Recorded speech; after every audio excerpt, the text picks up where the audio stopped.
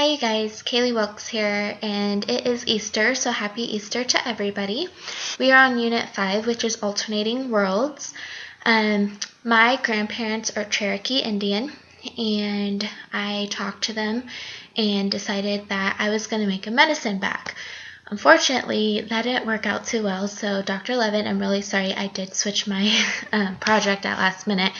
I started to make a Mickey Mouse medicine bag for my son, and the reason why I did this is because my grandpa, who's Cherokee Indian, wears the medicine bag, a leather medicine bag though, around his neck, and he puts in hair from my son when he gets a haircut and other important things. And the reason why he does this is because those things are important to him, and it's hard to explain, but in the Indian culture, I guess if you wear a medicine bag and you pray to it and you wear it daily, it's going to protect you and protect those people or the things in it. So instead, though, I made a medicine rock planter, and on the rock planter, I put things that were important to me and my family, and in different cultures and religion, this is actually very common. Like you might say the Buddha with a Buddha like planter around it, and they put certain things on it.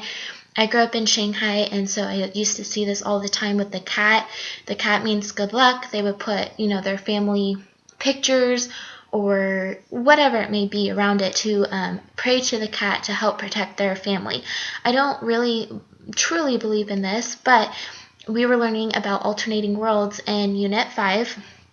And we read about how the guy went to the Indian culture, or I don't know if they're Indian, I'm sorry, forget the name of them, and took the medicine and saw hallucinations and pretty much got to experience their culture, experience what was going on, to see what was important to them.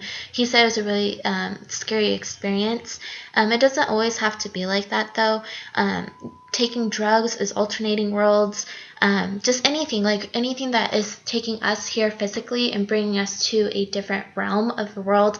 Praying, in the Catholic religion, they pray to the different saints. I guess that would be a different way of explaining it as well. So I'm going to show you the project that I make. This is it. It's a planter with a rock, and we glued seashells and some beads on top. I'm going to try not to spill it. And the things that I put in it represent my family and how it does alternate worlds, because you can pray to it and light it. And supposedly, I read on this, it's a Catholic thing, but if you take some whiskey or vodka and you swish it in your mouth and then spray it out, supposedly it helps bring you to a different world. So what I put in it was candy. My son loves candy. He doesn't get it very much, but on Easter and Halloween and Christmas, that's all he wants is candy, candy, candy. So the reason why I put candy is to tell the gods that please protect my son during the years, throughout the holidays, because holidays can be a dangerous day. I also put some fake money. Money, to me, is very important to my family, because without money, we wouldn't be able to take care of our family. We wouldn't be able to take care of my son, do a lot of fun things like, for example, collecting the seashells on the beach, or going on trips, So the reason why that I made this was because, one, my husband is Catholic, and this is very popular, but also because we had to make an art project that brings us to a different realm of the world, or alternating worlds, and this is supposed to not come alive, but come alive in a way where you are not physically here on Earth. You are you're transforming your mind, and you're,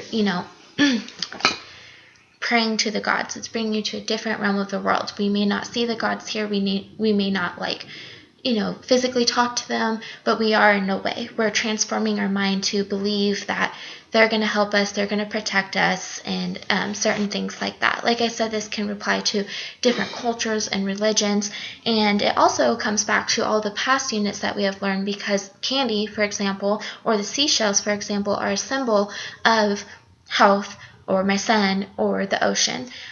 This unit was a little bit more challenging for me. Like I said, I was going to make a medicine bag. I think if I did make the medicine bag, it would have made a lot more sense. It's just hard, though, because we live in today's world. We don't really think about things like that. But it does bring you to think outside of the box.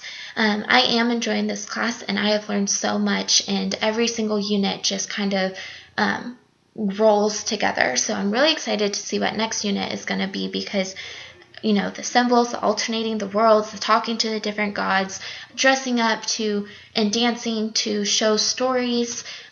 This, for example, is a story because it is part of my culture. It is part of how I grew up.